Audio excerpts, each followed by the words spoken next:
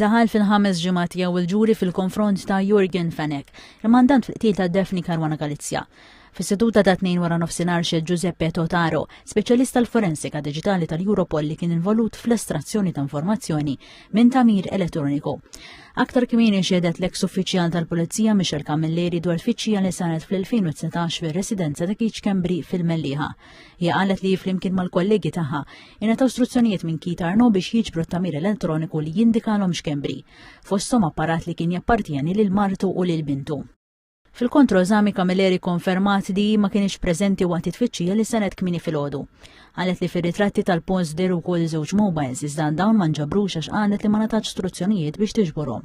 Ikkonfermat ukoll li kontrarjament għal dak li jiġri għal din it-tfittxija kienu preżenti l-avukati.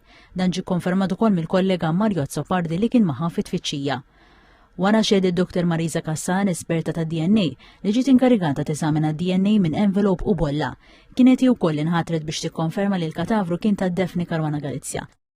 Fil-fatt qalet li għamlet dan permezz ta' analiżi ta' kampjun ta' bena Paul Caruana Galizia.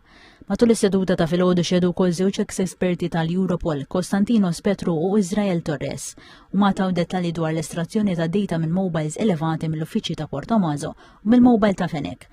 Qabilhom xedet l-assistent reġistratur tal-Qorti Stefania Calafato Testa dwar dokumenti u pendrive li kien fihom konverzazzjonijiet marbuta mal-qtil ta' Caruana Galizia. Fost id-dokumenti kien hemm ittra mibgħuta minn prosekutur sqalli lill-awtoritajiet Maltin li kienet tinkludi allegazzjonijiet dwar persuni meqjusa ta' interess għall-investigazzjoni. Il-kontenut tagħha nqara lill-ġurati iżda fix-xhieda ma ġiex stabilita l-veraċità tal-allegazzjonijiet imsemmija fiha.